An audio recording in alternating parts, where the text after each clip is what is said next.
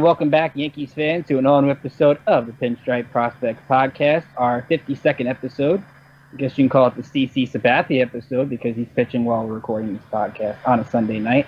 I'm your host, Ricky Keeler. I'm also one of the Staten Island Yankees beat writers for the upcoming New York Penn League season, which is not too far away in June. Of course, our podcast is sponsored by the great folks over at Velocity Wings, which you might remember formerly known as Velocity 5 Sports Restaurant and Bar in Sterling, Virginia. I'm pleased to be joined by two members of our team tonight. Joining us on the phone is the founder of Pinstriped Prospects, Robert Pimpsner. Rob, how you doing? I'm doing well. I mean, I can't really complain. It's baseball season. We're getting ready. We have the draft coming up in the next month and a half. We have a lot of other fun stuff happening, and Pinstripe Prospects is going strong, so I can't complain.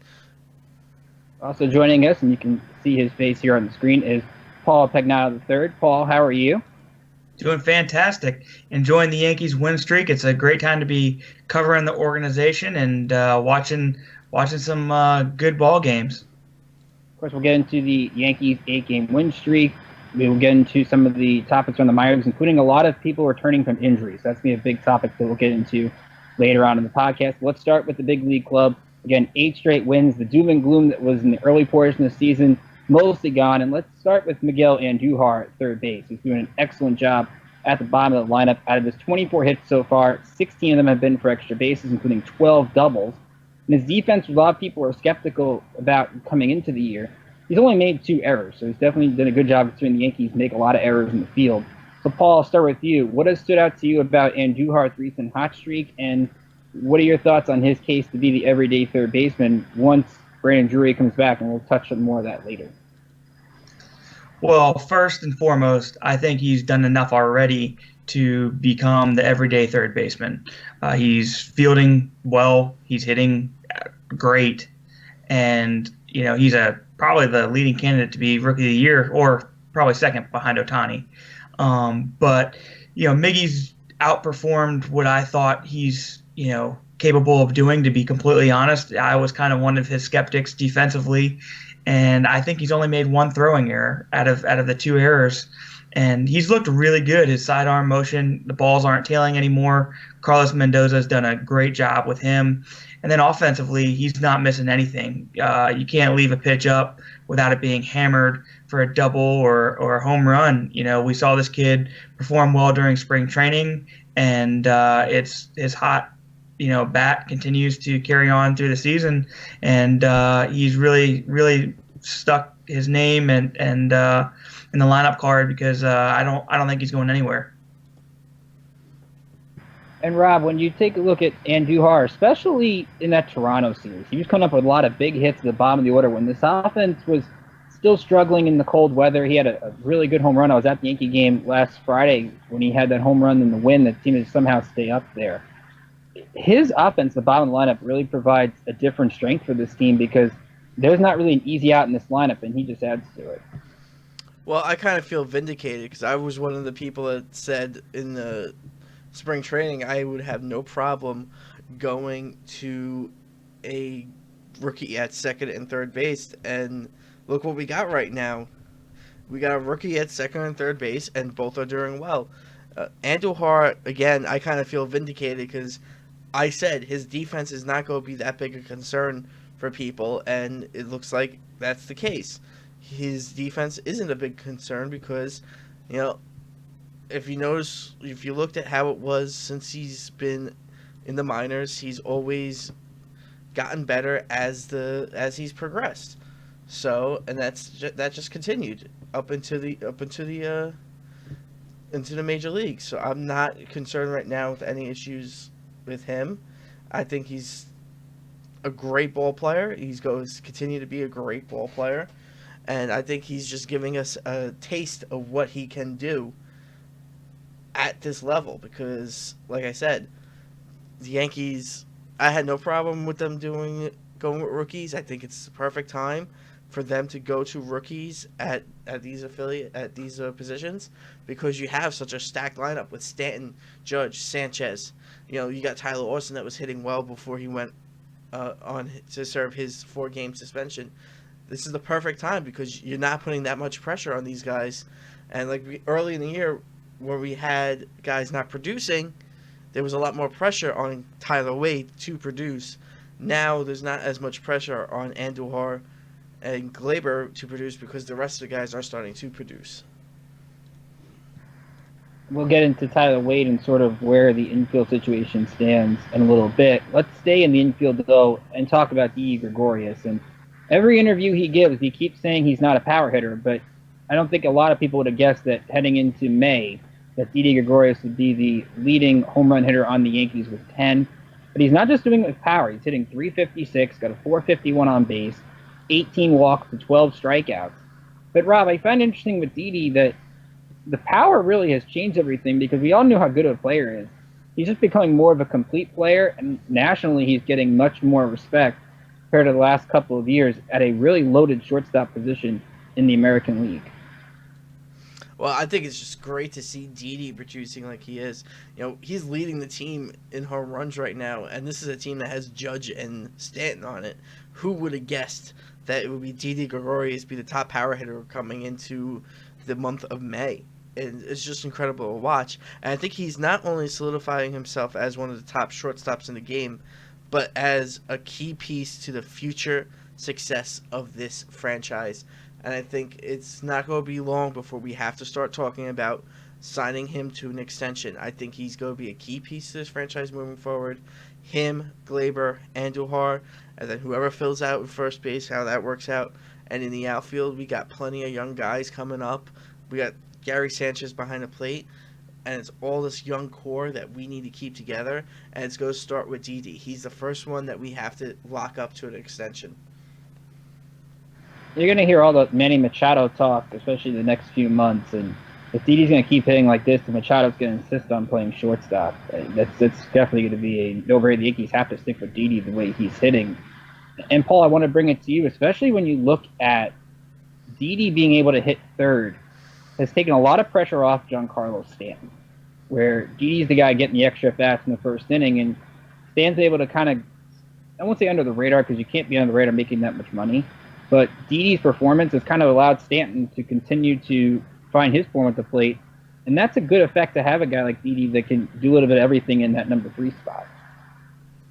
Yeah, absolutely, and I think having him in that 3 spot, breaking up the right-handed hitters, has been really, really beneficial. I was kind of skeptical at first, just simply as a result of, analytics saying, okay, your best hitter is hitting second, and then third, there on and there forth, so that way you get more at bats. Didi's not only proven, he's right now at least a better asset on this team than Giancarlo Stanton, but it does break up. Right, left, right, especially because the pitchers have to pitch to Judge and Stanton very similar. So it's, it makes it more challenging on the pitchers, and I'm an advocate for it now.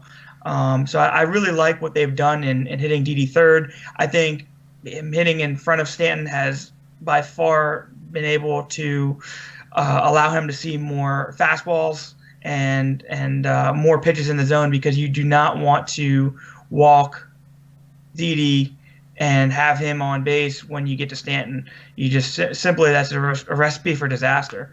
So, hinting on what Rob said about the extension, I'm very, very interested to see what the Yankees do with Didi, Gary, Judge, all these guys that you could simply extend right now, end up, maybe signing to a more team-friendly contract and getting, buying out some of those years of free agency that have become oh so valuable. That's just against Yankees policy. They have never negotiated extensions. They, wait till the contract's done, and then, they take it from there. And that's just simply the way they've done business. I believe that's a little outdated now. That's a little old school, and you really can't operate that way anymore, especially if you're going to give the mandate, we're going to be under the luxury tax. I'd like to get what your guys' thoughts are on that. Rob, I'll let you chime in first with that. Well, first things first, I think getting in the luxury tax this year is a key component of the future of this franchise. Once you get under that luxury tax, it kind of resets. You're going to have money free to sign these guys up to an extension. I'm in the school of thought that says we don't need Machado.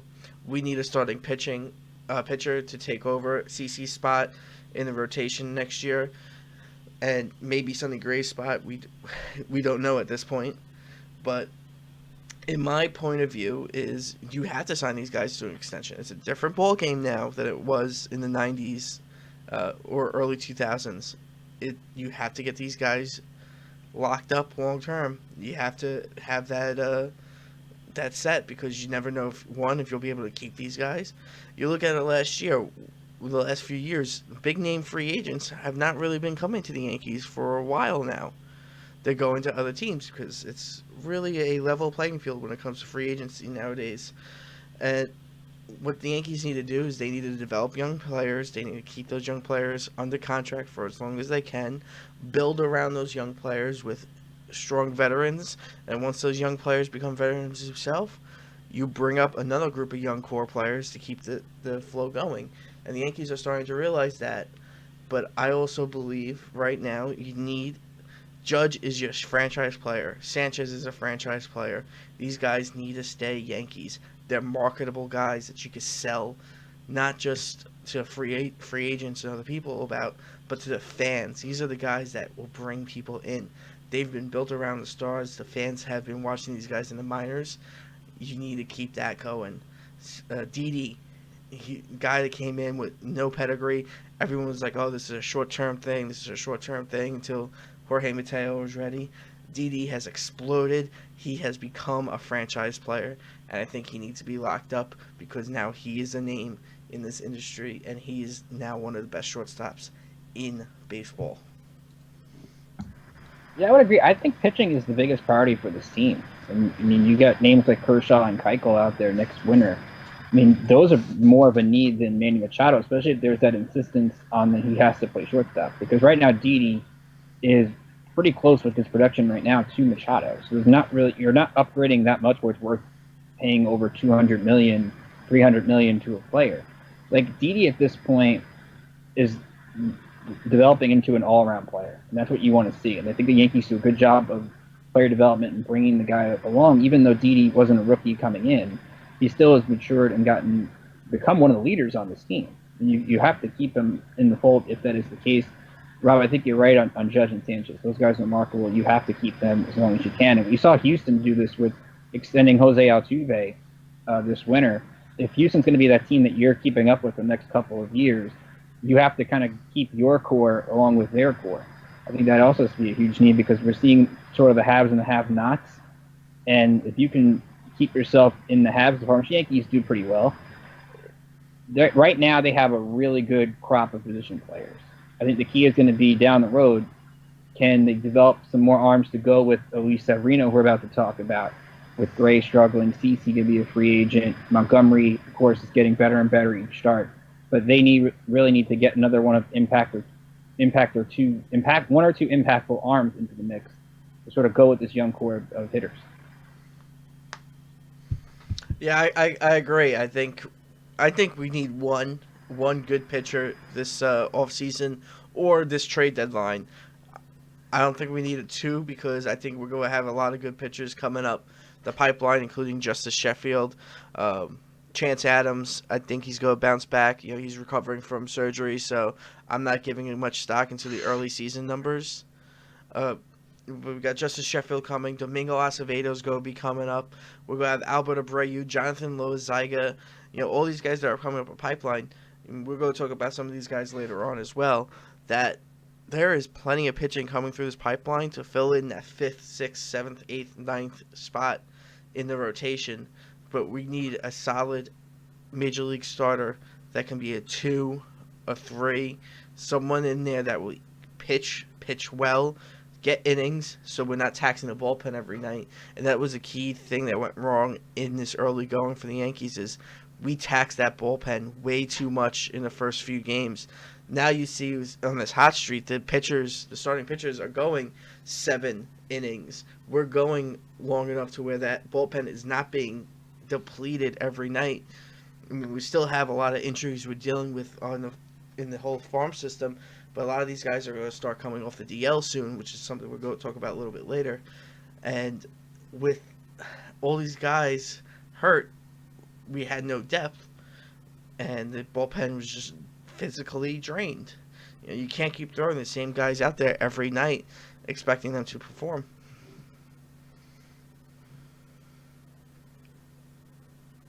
Ricky, you're muted. There we go. Let's transition over to the arms and go to Luis Severino, who has had 6 or more strikeouts in each of his 6 starts this season. And outside of that one out against the Red Sox, he's pitched the 6th inning every time out, which is what you need out of a frontline starter. So, Paul, I'll turn it to you. Has he finally turned into that reliable ace that the Yankees can depend on night in and night out? Absolutely. Sevy has been the anchor of this rotation for 1.25 years now, or however long it's been. He's looked absolutely fantastic. He's pitching deep into ball games. He's keeping the ball on the ground. He's getting his strikeouts, and he's most importantly leading us to victories. And that's what an ace does. And the buck stops with him whenever we were on that bell curve of winning one, losing one, winning one, losing one.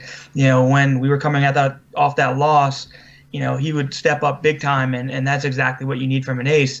Going back to what you guys said a little bit, I think he needs to be joined with another ace type of pitcher. And I think that will come in this July's trading deadline. I know Patrick Corbin was rumored to be out there. He publicly came out and said, he's interested in becoming a Yankee. His dad, his grandfather, his whole family's Yankees fans, and then be an honor to be in New York. But to me, he's a type 2-tier guy. I'm talking, Dallas Keuchel, Clayton Kershaw, Madison Bumgarner, even possibly a Johnny Cueto. Those type guys. I think you really need to solidify this rotation to help Severino out a little bit, just in case, God forbid there's an injury, or, let alone going in the playoffs. I'd like to kind of turn it to you guys. Right now, as well as the Yankees are playing, I don't think this is going to be a sustainable deep run into the playoffs. I'm semi-concerned with the amount of errors that we've made with starting pitching being inconsistent. For us, I really do believe, in the offense will no doubt get us the division title or, into the playoffs. I think we are a playoff team. There's no qualms about that. I'm just concerned once we get into the playoffs, is it sustainable to expect 5-6 runs a game off of Justin Verlander, Dallas Keuchel, Lance McCullers? I don't think it is. Then you look at Cleveland. Cleveland's got, really great arms as well. And, Boston's not too shabby either. I just don't think the offense is going to be, hitting these long balls. Historically speaking, I'm right. And, you're going to need pitching and defense. And that's where we've struggled. How would you kind of guys, address that from now until the trading deadline? And what kind of have you seen, and are you concerned at all? Do you share my belief? Well, I'm definitely concerned about Sonny Gray. I mean, you had the chance last time out to use Austin Romine as a catcher with him, and the results weren't the same, and Gray didn't even finish 5 innings. So it really is one start with Romine, but it's a very small sample size. I think the issue you run with the Yankees right now is the teams that have the have-nots don't really have that big-time ace. I mean, we'll see if the Giants can hang in there and if Bumgarner becomes available. Like, the name I would kind of look at is a name that was rumored with the Yankees this winter would probably be Michael Fulmer. Is a guy that does have the arm issues, but in terms of injury, but he's a guy that really young pitcher. You have him for a number of years, but costs you a lot with prospects. But the Yankees have the system to sort of dive in to make that kind of a deal. And I think adding a guy like Fulmer into the mix to sort of continue that development with him, which Yankees have done well with their starting pitchers, case in point Severino. I think adding him for a number of years is going to be really important. If they can get Bumgarner, it's great. But right now, in terms of teams not in contention, Fulmer to me would seem to be the more logistical fit. That's an interesting point. Going back to what Paul said, I do think the Yankees need another pitcher. I don't think we need a number one. I think we need a number two, a solid number two, one that will be consistent. Because we see Tanaka has been inconsistent. We know what CC Sabathia will give you. He'll be average at best. Sonny Gray has been a huge disappointment for this team, and I just don't know what's wrong with him. I think we need some. Sonny Gray was supposed to be that, he'll be solid 2-3 guy in the rotation, but he's pitching now like a number 6 guy in the rotation. He's not pitching up to what he is, and it's kind of hurting the Yankees at this point. What we need to do is we need someone that will be that solid number 2 that could take the pressure off Tanaka, help out Luis Severino a bit, maybe take the pressure off Sonny Gray if he's not one of the guys traded. I'm not too sure Sonny Gray stays a Yankee with everything that's going on. We might find ourselves dealing him to a team like the Pirates. A team that historically has good luck turning a lot of these players around. So it's be interesting to see what happens with him. However, we need someone that's consistent in that rotation that will be that solid 2 guy behind Luis Severino. We found out this year, Severino, Montgomery, the 1 and 5 guys in our rotation, homegrown guys, are the most solid, consistent guys we have. And we're going to be needing more of that. And especially in the playoffs, where a short season series, anything can happen. We need solid pitching to back up our hitting. And they say pitching wins championships. It's true. What happened to us last year? We got out. We need the pitching. And it's no ifs, ands, or buts about it. We talked about Miguel Andujar earlier, so let's move over to the other young infielder, that being Gleyber Torres.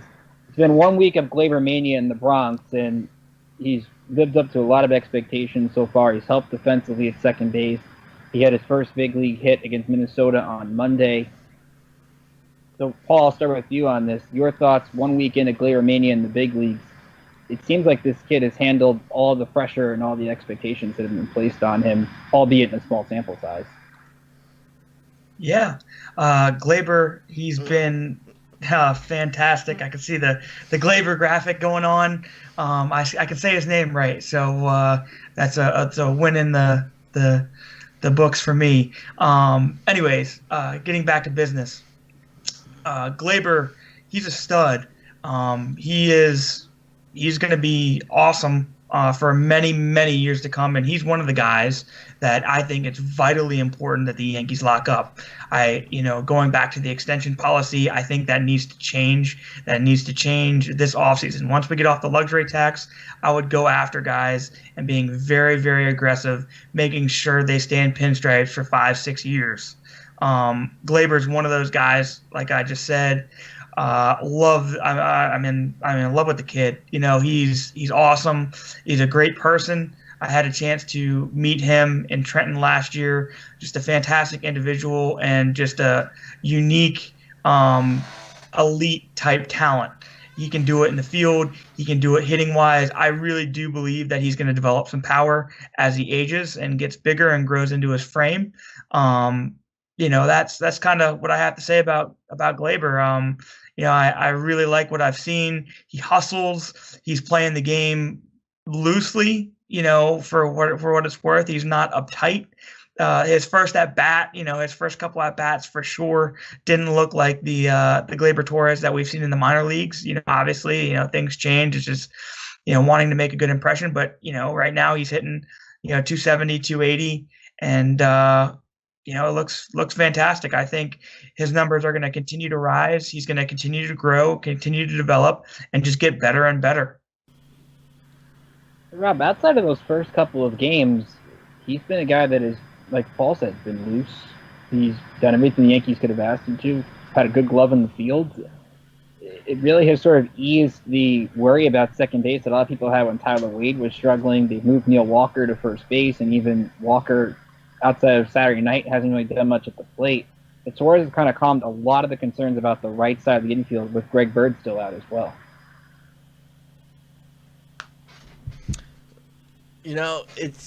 I'm very happy with what Gleyber has done in the major leagues right now. And I think he's definitely a cornerstone of the future of this team. Like I said, I think between Gleyber, Andujar, Didi, Sanchez, we have that young core right there, and we need to build the rest around it. And we have a lot of those guys coming up in Frazier, Florial. If we get Bird back and he could be what we all hope he can be in the major leagues. We've seen him in the minors do it. He just hasn't stayed healthy and able to do it in the major leagues yet. So that's a key component. But even like Tyler Austin, if what he's done this year is for real, that is such an important thing to have in that lineup. And maybe he could be our first baseman moving forward if what he's done is go be what he does for the rest of his career. But aside from that, we got Severino and Montgomery in that rotation, and there's more young pitchers coming up.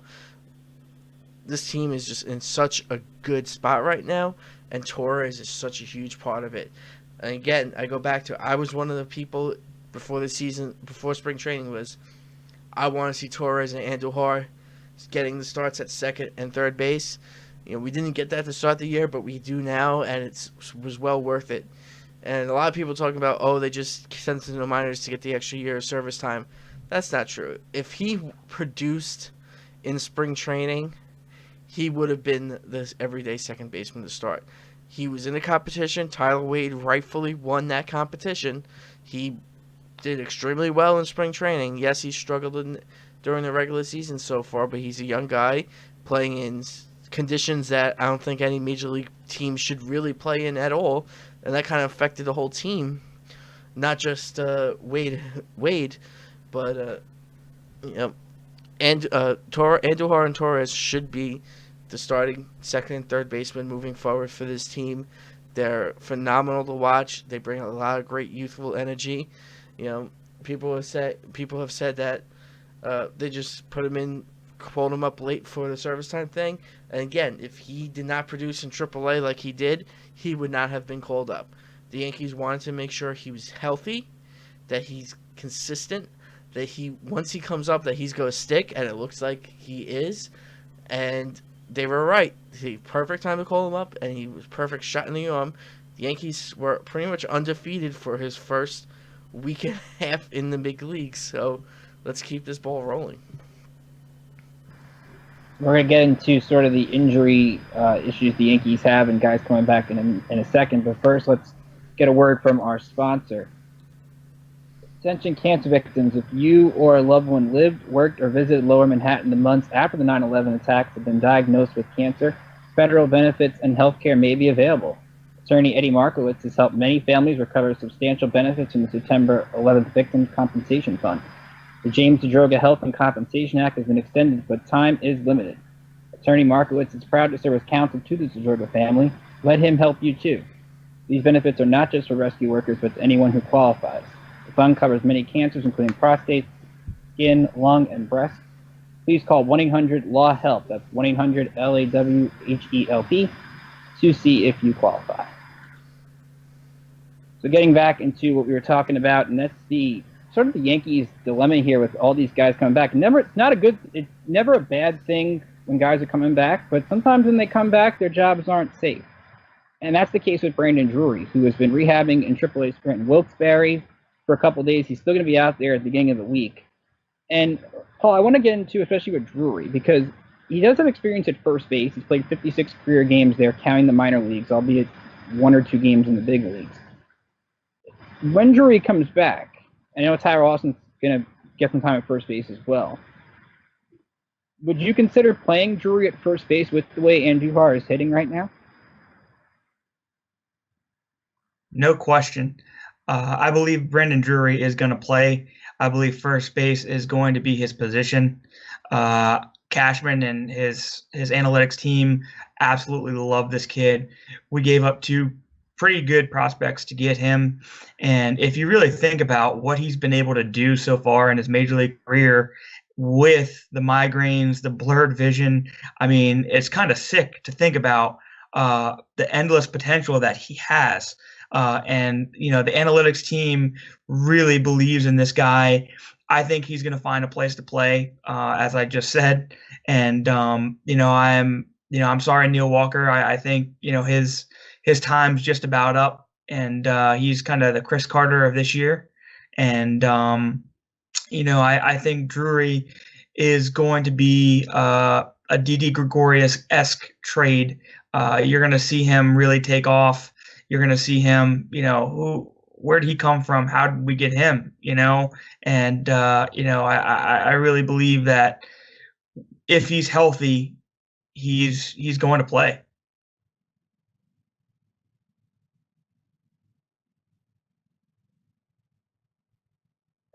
That's the thing with Rob, with Drury, is that with the Yankees, they kind of have the luxury of being able to use guys in different spots. I think that's the good versatility they have, whether it's Torreyes in different infield spots, and you can put Drury anywhere around the infield and the outfield. I mean, he's 6 for 13 in his rehab assignment. That is a small sample size. You're starting to see the impact when the guy actually can see the ball.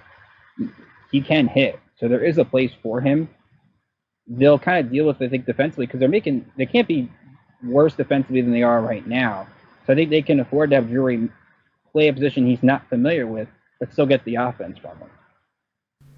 Well, it's important to note that first base isn't really that difficult of a position to learn, especially since he's had some time there in the minor leagues and he's played all over in the major leagues. He's going to have no issues really converting to first baseman. I don't think anyone really has had issues playing first base after playing second, short, third base, or corner outfield spot in baseball. So I could be wrong there, Paul. You probably know better than me, but I don't foresee him having issues trying to play first base. But I think his value to this team is as a super utility guy, a guy like what we want in Tyler Wade to be, is that super utility guy that can play all infield positions, all outfield positions, and hit well. So that's going to be his value to this team. And it was such a good pickup for the Yankees at the time. They did give up, like Paul said, 2 really good prospects in Nick Solak and Taylor Widener. But, when it goes all said and done, I think this is going to mean Neil Walker is the odd man out. And I like what Paul said. He is this year's Chris Carter. He's not hitting up into what he can do. He inconsistent defensively, and it's just difficult to watch, really. When you have these young kids playing well, these 4 games without Tyler Austin kind of sucks, because we have to have Walker out there. And I think once Drury comes back, Drury is still doing his rehab down in Scranton Wilkes-Barre, and I hope we get him back soon. I think he's going to play on Monday in Scranton, and then we will hear back whether or not he comes up to the big league team, and it'll be interesting to see what happens. I'm in the school of thought that they're probably going to send down a reliever to bring up Drury. I don't know what you guys think. Well, I wanted to actually bring up the fact with the bullpen situation. The Yankees use a 2-man bench, which in the American League you don't use your bench that often. You saw it Saturday night. I mean, that's a game where you want to get most of your regulars out of there if you can, and they only sub Torreyes for Didi. It seems like with A.J. Cole in the mix right now as the long man, Domingo Germán is kind of in that mix where you kind of want to see him get some starts if he's not going to pitch that often with the big league club down in AAA. Should the Yankees keep using this 2-man bench, or should they do it, Rob said, and send down a reliever to make room and to add an extra bat on the bench? Well, in the short term during Tyler Austin's suspension, I think you go the 2-man bench. When Tyler Austin comes back, you got that third guy there, and the versatility on this club is amazing. You have Ronald Torreyes.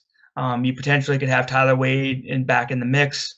You have Tyler Austin, and then you got a couple guys down there. Let's not forget about the guys that are battling down there to come up. You have we had like a Jace Peterson type player. You have an Adam Lind down there. So there are guys that have real value off the bench that could potentially be that fourth guy. And I think you're going to see a short bench. I think that's just the way the Yankees are going to go. I think that's kind of the way that you have to go, honestly, right now, as a result of the pitching. The pitching has been very inconsistent outside of Severino. You look at Tanaka, you look at Sonny Gray. Montgomery is going to give up round 4 runs and give you 5-6 innings. But CC, all it takes is one bad inning, and he's not really pitching past 80 pitches.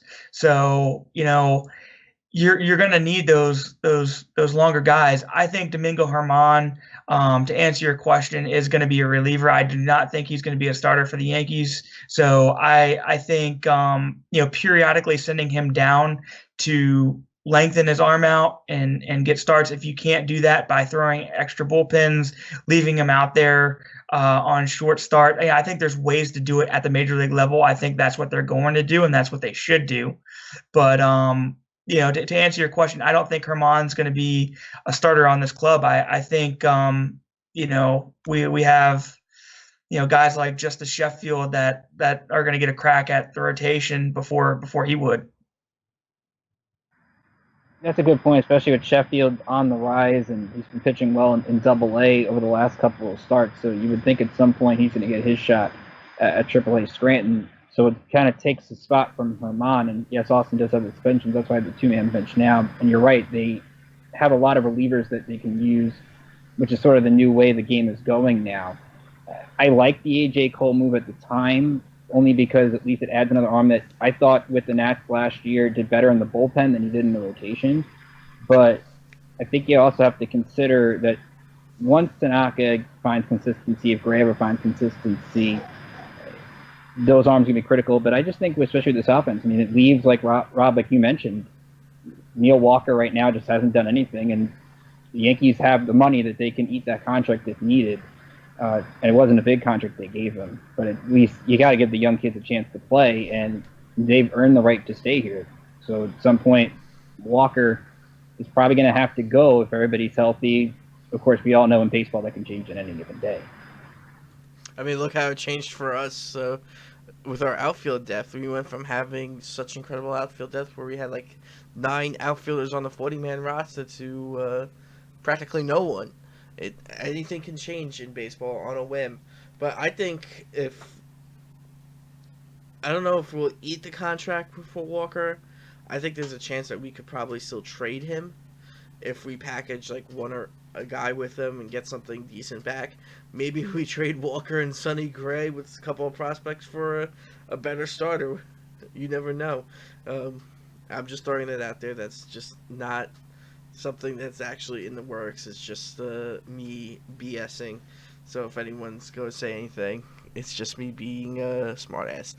But you never know what's going to happen. Of course, like you said, the Yankees do have the money where they could eat Walker's contract, and I think that's probably going to be what happens. Unfortunately, I would rather try not to eat that contract. I would rather us trade that contract to where we have that little extra money help in the mid-season acquisition. But we'll see what happens. I want to get into the injuries down the minor leagues because you got a lot of people coming back right now. Brandon Drury, of course, on rehab assignment. Clint Frazier's on rehab assignment. Because right now you can go to Tampa and watch Adam Lind and Clint Frazier in the same lineup, which you don't get a chance to do that often. But you wrote an article, Rob, a couple weeks ago on all the injuries that have happened, and a lot of these guys are working their way back. So give us an insight. While there's so many names, Albert Abreu came back and pitched for the Tarpons today. Give us an overview of what Yankee fans can expect as all these players that were hurt a couple weeks ago are making their way back to their respective teams. Well, it's important to note, like a couple of weeks ago when I wrote that article, the Yankees had 42 players on the disabled list throughout the system. They were leading baseball in that. And now we're seeing a week, 2 later that all these guys are starting to get healthy at the same time, causing a bit of an issue. When that happens, we have seen the major leagues. Drury is healthy and getting ready to come back. And where does he go play in the big leagues? we don't want to send down Miguel Andujar. What's going to happen?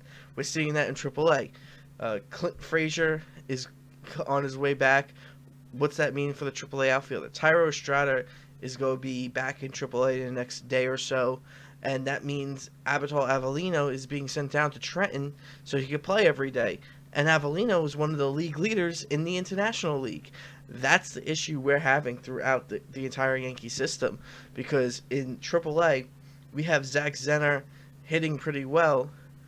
You're going to activate Frazier. Where is Zenner going to play?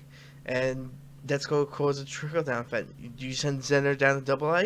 Well, if you do that, you have Ben Ruda, who's killing it in AA, leading the Eastern League. Are you going to send him down to Tampa?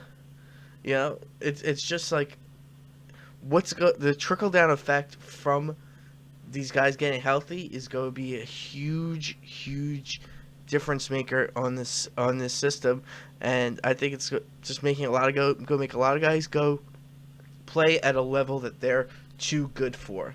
We saw our players do that last year. Jake Cave was one of them. He played AA when he shouldn't have been in AA. You know, Chance Adams at the beginning of the year last year shouldn't have been in AA, and he was killing it in AA. So we're going to start seeing that throughout the whole system. You got Adam Lynn coming back. Well, if Adam Lynn goes to play AAA baseball, we got Ryan McBroom and Mike Ford playing in Scranton.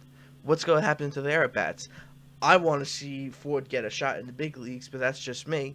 But I don't really see that happening with the Yankees. So it's going to be something to keep an eye on the next week or so when all these guys start getting healthy. And you also have to remember, we have Jeff Hendricks that's supposed to come back soon. Kyle Holder is supposed to come back soon. So there's a lot of movement that's going to be happening when it comes to these injuries. And it's affecting everyone in the system because it's a trickle-down effect throughout the whole thing. You know, all those guys that were hurt, that's not including guys that were assigned to extended spring training and are hurt, because we don't have that list. So that and the bad part is, I can't really say it's the bad part. They're all coming back around the same time, so it's just cause a flood of issues throughout the entire system, where guys are going to have to play below their talent level. Like Rob was mentioning, when you have guys going back to a level that, look at Ben Ruda, like you mentioned, who's been great in AA, and one of the big surprises of the season, now goes down essentially to Tampa. I mean, Paul, you look at it from that standpoint, it's going to take a lot for these players, and that's where they're kind of going to have to trust the developmental process. And I'm sure they're going to be frustrated going back down when they're dominating at a certain level. Normally, in any other organization, you'd move up in all likelihood, but it seems the Yankees have that foundation in place where they can be able to sort of try to help these players say, you can get your shot, but the system's so deep right now. How do they handle those situations where players are going to be frustrated when they're hitting well and they're going down rather than going up?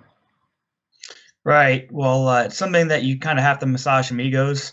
But, you know, to what Rob was saying, I think the Yankees are going to have to make some trades. I think the Yankees are going to have to get younger in the minor leagues. You saw the guys from the Mark Newman era, towards the tail end of his era, are now reaching the big leagues. You see Gary Sanchez up there. You know, you see Tyler Austin up there. You see, you know, guys under the Mark Newman regime in the big leagues. You see the guys in the Gary Denbo regime. They started off, you know, Gulf Coast League, rookie ball, you know, the Damon Oppenheimer draft guys, and they've progressed now, and they're in AAA, they're in AA, and now, you know, they're blocked. You know, they're just, there's no other way to put it. They're blocked, and you know, it was actually quite sad to see Jake Cave playing in AA last year. I mean, that's a guy that is very, very talented, can definitely play the game of baseball at a high level. And, you know, my heart breaks for a guy like Mike Ford. You know, I just don't think he's ever going to get a shot with the Yankees. And, you know, he's in jeopardy of being sent down to AA if Adam Lynn doesn't opt out of his contract. I mean, I think, you know, that's just ridiculous. And these guys, have value. And I think these guys can make an impact at the major league level. We have an elite farm system. We have elite guys in the upper levels in the minor leagues. And I think it's time to get younger and trade those guys and take a risk on a high ceiling younger prospect that could be in the Dominican Summer League. You never know. I would rather have a guy that throws 97 that's 18 years old than a Mike Ford right now, and see if we can straighten out that guy's command, just as an example. I think that's the direction that we're going to have to go in. And, I think the advanced scouts, the pro scouts are going to have to make their money this year because we're going to lose these kids to the Rule 5 draft for nothing. So I think it's vitally important that the Yankees, we've gotten younger in the major leagues. I think it's time, if it makes any sense at all, to get younger in the minor leagues. Rob, I definitely want you to touch on that. And also, even with the Rule 5 picks that were this year, the Yankees have gotten back with Daniel Gomez and Nestor Cortez, Mike Ford, which Paul mentioned. Now you have to add those Rule 5 players back into your system, and that also creates a little bit of a cluster at certain positions in addition to the injuries. Well, Paul's absolutely right. The Yankees do need to get younger in the upper levels. We're seeing the logjam of guys that were at the tail end of Newman's era and the guys that came in during the Dembo era. They're all fighting for spots in the upper levels. We need to make some trades. And I think this is the perfect time if we package 2, 3, 4 of those guys together with maybe a Neil Walker or Sonny Gray. Maybe we could pull back someone that can help in the major leagues now, or we trade a bunch of them for some high risk, high reward type guys like the Juan Dens and the Luis Gils of the world that we've got this past offseason. There's opportunity there, and we need to clear these roster spots in the upper level because there's a ton of guys right now that can be playing in AAA and AA that are not, and that's just a sad fact. Sort of the embarrassment of riches that the Yankees have, and that's something they'll try to figure out over the next couple of weeks in how they're going to figure out these roster spots. That's going to be exciting. Of course, like I mentioned, Albert Abreu is back with Tampa, so add him to the mix of those good arms that they have there. Trenton, of course, hopefully Domingo Acevedo works his way back. You throw him with Sheffield and Tate. So a lot of good young arms. I saw Nick Nelson in Charleston on Sunday night, 7 innings, a 2-hit ball. He's been great. So a lot of good arms to watch in this Yankees system. So as we wrap up the show, remember to go to pinstripeprospects.com. You can find features on players at every affiliate, prospect profiles. We have great scouting reports that are up, including awesome video on YouTube. So if you want to see these players in action with some cool video montages, go to our YouTube page. We have nightly recap in our Pinstripe Performances column.